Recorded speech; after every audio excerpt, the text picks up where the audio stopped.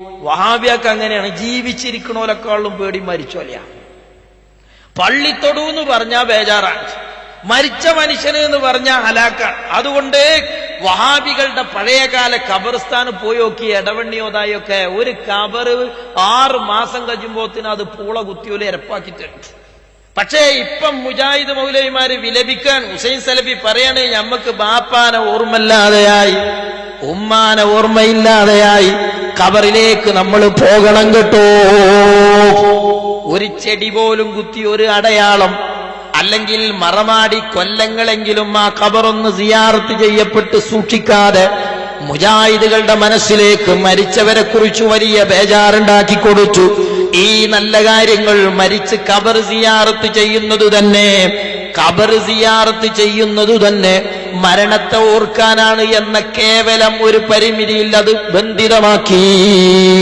അല്ലേ, ഖബർ സിയാറത്ത് ചെയ്യുന്നത് മരിച്ചോല ഓർക്കാനാണ് എന്ന് പഠിപ്പിച്ചു കൊടുത്ത സഹോദരന്മാരെ, ഈ മരിച്ചോല ഓർക്കാനുള്ള ഖബർ സിയാറത്തിന് ബാപ്പാന്റെ ഖബറിങ്ങ തന്നെ പോണോ? അയലോക്കത്തെ മേമോട്ടിന്റെ ഖബറിങ്ങ തന്നെ പോണോ? പൊതുശ്മശാനത്തിൽ മറവ് ചെയ്ത കണാരൻകുട്ടിന്റെ ഖബറിങ്ങ പോയാലും പോരെ? മരിച്ചത് ഓർമ്മയാവൂലേ? അതുകൊണ്ട് തന്നെ വഹാബികളുടെ ഖബർസ്ഥാൻ അടിച്ചു നിരപ്പാക്കിയില്ലേ? ഇപ്പൊ ഹുസൈൻ സലഫി പറയാണ്, ബാപ്പാന്റെ ഖബറിങ്ങൊന്നു പോകണേ. ഇരിക്കുന്ന രക്ഷിതാക്കൾക്ക് അല്ലാഹു ആഫിയത്തുള്ള ദീർഘായുസ് നൽകി അനുഗ്രഹിക്കുമാറാകട്ടെ. ദ്വാരക്കാൻ കജ്ജോ നിങ്ങൾക്ക്? പലരും ബാപ്പ മറ്റോടത്തല്ലേ, മൗലൂദ് ഓതുന്ന ജാതിയല്ലേ, അബൂജഹലല്ലേ? അതേ അവസരത്തിൽ നമ്മുടെ ഒരുപാട് ഈ ശബ്ദം ശ്രമിക്കുന്ന ഒരുപാട് ആളുകൾ അവരുടെ മാതാപിതാക്കൾ ഇന്ന് ഖബറുകളിലാണ്. അല്ലാഹു എല്ലാവരുടെയും ഖബറുകൾ സന്തോഷം കൊണ്ട് നിറക്കുമാറാകട്ടെ. അല്ലാത്ത സങ്കടങ്ങള് ഈ ഹുസൈൻ സലഫി ചെറുതാകുന്ന കാലത്ത് ഹുസൈൻ സലഫിന്റെ കയ്യും പൊടിച്ച് മഹല്ലില് മുഴുവൻ മൗലൂദിന് കൊണ്ടുപോയി മൂക്കറ്റ മൗലൂദ് ഓതി ചോറ് വിളമ്പിക്കൊടുത്ത് തീറ്റിച്ച് കട്ടക്കാലത്തിന് ഏതോ വഹാബിയാളെ യത്തീംഖാനയിലെത്തി ഇയാള് മൗലവിയായി, ബാപ്പ കാഫിറുമായി. അല്ലേ, ഈ ബാപ്പ മൗലൂദും മന്ത്രിച്ചൂത്തും നടത്തി നാദാപുരത്ത് പരസ്യമായി നിങ്ങൾ ശിർക്കാരോപിച്ച് തള്ളിയ ആളാണ് നിങ്ങളുടെ പിതാവ്. ആ പിതാവിന്റെ മരണത്തെക്കുറിച്ച് ആലോചിച്ച് നിങ്ങൾ എന്തിന് കരയണം ഹുസൈൻ സലഫി? കാപട്യമല്ലേ ഇത്? സ്വർഗത്തോപ്പാക്കി അനുഗ്രഹിക്കുമാറാകട്ടെ. അതെങ്ങനെ? ഇതെന്ത് പരിപാടി? നിങ്ങളെ ബാപ്പ ഏത് കുഫ്ർ ചെയ്താലും സ്വർഗം കിട്ടുക? അതെങ്ങനെ? നിങ്ങളെ ബാപ്പ പച്ച ഖുറാഫിയായി മരിച്ചില്ലേ? സുന്നിയായിട്ടല്ലേ നിങ്ങളെ ബാപ്പ മരിച്ചത്? അതേ നബി സല്ലല്ലാഹു അലൈഹി വസല്ലമയുടെ ഉപ്പ അബ്ദുള്ള റളിയല്ലാഹു അൻഹു പോലും കാഫിറാണെന്ന് പറഞ്ഞു.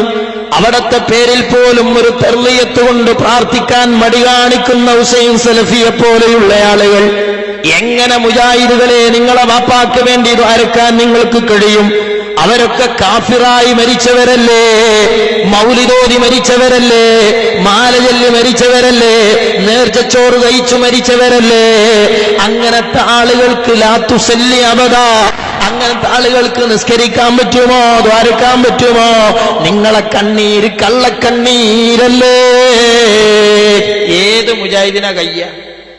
നമുക്ക് വേണ്ടി പ്രയാസം സഹിച്ച നമ്മുടെ മാതാപിതാക്കൾ എത്ര മൗലൂദുങ്ങ കൊണ്ടേറ്റാ മൂക്കറ്റം തിന്നാണ്ടാക്കി കൊടുത്ത് അല്ലെ? എത്ര പ്രയാസം, എത്ര ഏടും ഖുറാഫാത്തും ചൊല്ലിയിട്ട് അയാളെ ബാപ്പയാക്ക് മൗലിദിന്റെ സാസിൽ കയ്യും പിടിച്ചു കൊണ്ടുപോയി തിന്നാൻ കൊടുത്ത് അല്ലേ? മരണാനന്തരവും പ്രിയമുള്ളവരെ നമുക്കവരോട് കടമയുണ്ട്. എന്ത് കടമയാ മൗലവി ശിർക്ക് ചെയ്ത് മരിച്ച വാപ്പാനോട്? മൗലവിക്ക് മാത്രല്ല അത് ബാധകം, കേരളത്തിലെ 99% വഹാബിയാളി അവസ്ഥ തന്നെ. ബാപ്പ മുശ്രിക്കായി മരിച്ചില്ലേ? ദ്വാരക്കാൻ പറ്റുമോ? മയ്യത്തിക്കരിച്ചാൻ പറ്റുമോ? നമ്മൾ ഒരിക്കലും വിചാരിക്കേണ്ടതില്ല, അമ്മയുടെയും ഉപ്പയുടെയും കാലം കഴിഞ്ഞ് അവരൊക്കെ പോയി. ഇനി എന്റെ കടമ തീർന്നു എന്നാരും വിചാരിക്കേണ്ടതില്ല. തീർന്നിക്കണ്. കബറും പുറത്ത് മരിച്ച മരണം ഓർക്കാൻ വേണ്ടി മാത്രം പോയാൽ മതി.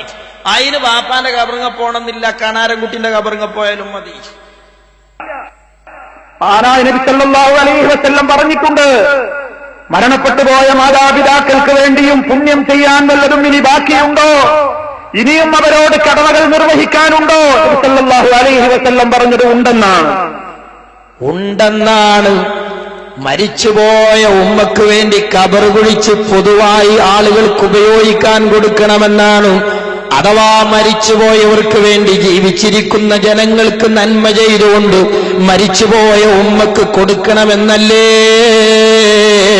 അതാ മൗലവി ഞങ്ങളെ ഉമ്മ മരിച്ചാൽ സൗകര്യമുള്ള ദിവസങ്ങൾ തെരഞ്ഞെടുത്ത് നാട്ടിൽ അയൽവാസികളെ വിളിച്ചു ഞങ്ങൾ ഭക്ഷണം കൊടുക്കുന്നത്. ഭക്ഷണ വിതരണം അല്ലാഹുവിന് ഏറ്റവും ഇഷ്ടപ്പെട്ട സൽക്കർമ്മമാണ്. ആ സൽക്കർമ്മം ചെയ്തുകൊണ്ട് ഞങ്ങളിതാ ഞങ്ങളെ വാപ്പാന്റെ ഖബറിലേക്ക് പുണ്യം ചെയ്യുകയാണ്. ഇതിന്റെ പേരിൽ സങ്കടപ്പെടാനുള്ള യോഗ്യത, ഇത് ജനങ്ങളോട് പഠിപ്പിച്ചു കൊടുക്കാനുള്ള യോഗ്യത ഈ മഹല്ലത്തിലെ മുസ്ലിങ്ങൾക്കേ ഉള്ളൂ. ആ മുസ്ലിങ്ങൾക്ക് നേതൃത്വം കൊടുത്ത സുന്നത്തി ജമാഅത്തിന്റെ ഉലമാക്കൾക്കേ ഉള്ളൂ. നിങ്ങളെ കരിഞ്ചന്ത ഈ നാട്ടിൽ ആവശ്യമില്ല. ഇനിയും പറയട്ടെ വഹാബികളെ, മരിച്ചാ തീരൂലല്ലോ ബാപ്പാന്റെയും ഉമ്മാന്റെയും ബന്ധമല്ലേ? പുണ്യം ചെയ്യണമല്ലേ? പുണ്യമാണ് മൗലവി പരിശുദ്ധ യാസീനോദല്. യാസീനോദല് പുണ്യമാണ് മൗലവി. ഖത്തം തീർക്കല് പുണ്യമാണ് മൗലവി. ഖുർആനോദല് പുണ്യമാണ് മൗലവി. ഇന്നല്ലാഹ വമലായികത്തുഹു യുസല്ലൂന അലൻ നബി യാ അയ്യുഹല്ലദീന ആമനൂ സല്ലു അലൈഹി വസല്ലിമു തസ്ലീമാ. ഹബീബിന്റെ മദ്ഹ് പറയൽ പുണ്യമാണേ മൗലവി. അതാണ് മരിച്ചുപോയ ബാപ്പാക്ക് വേണ്ടി സൗകര്യമുള്ള ദിവസം തെരഞ്ഞെടുത്തു ഞങ്ങളതാ ബാപ്പക്ക് വേണ്ടി മൗലിദോതി അതിയ ചെയ്യുകയാണ്. മരിച്ച ബാപ്പ തീരുന്നില്ല മുജാഹിദേ. മരിച്ച ബാപ്പക്ക് വേണ്ടി പുണ്യം ചെയ്യണോ? പുണ്യം ചെയ്യൽ വെറും പ്രാർത്ഥന മാത്രമല്ല. മരിച്ചുപോയ മാതാവിന് വേണ്ടി കിണർ കുഴിച്ച് പൊതുവായി നൽകാൻ പറഞ്ഞത് നബി സല്ലല്ലാഹു അലൈഹി വസല്ലമയാണ്. എന്ന് പറഞ്ഞാൽ മരിച്ച ബാപ്പ ഉമ്മക്ക് വേണ്ടി സൽക്കർമ്മം ചെയ്യണമെന്നാ പറഞ്ഞത്. ആ സൽക്കർമ്മമാണ് ഭക്ഷണ വിതരണം. ആ സൽക്രമമാണ് ബാപ്പാക്ക് വേണ്ടി ഖുർആൻ ഖത്മോദല്. ആ സൽക്രമമാണ് ബാപ്പാക്ക് വേണ്ടി ഖുർആൻ ഓതുന്ന ആക്ക് വേണ്ടി സ്വതഖ നൽകല്. ആ സൽക്രമമാണ് ബാപ്പാക്ക് വേണ്ടി ബാപ്പാന്റെ ഖബറിലേക്ക് അള്ളാന്റെ ഹബീബിന്റെ മദ്ഹ് പാടിക്കൊടുക്കല്. ഇതൊക്കെ ചെയ്യാൻ പറ്റാഞ്ഞിട്ടാ മൗലവി സ്വന്തം ബാപ്പായിൽ ശിർക്ക് ആരോപിച്ച് നിങ്ങൾ വഹാബിയായത്.